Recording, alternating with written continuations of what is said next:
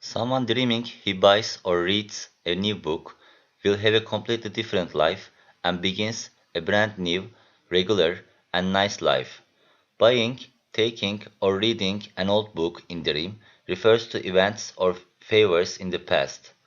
If the old book is clean and good looking, dreamer will have the return of his favor or support he made.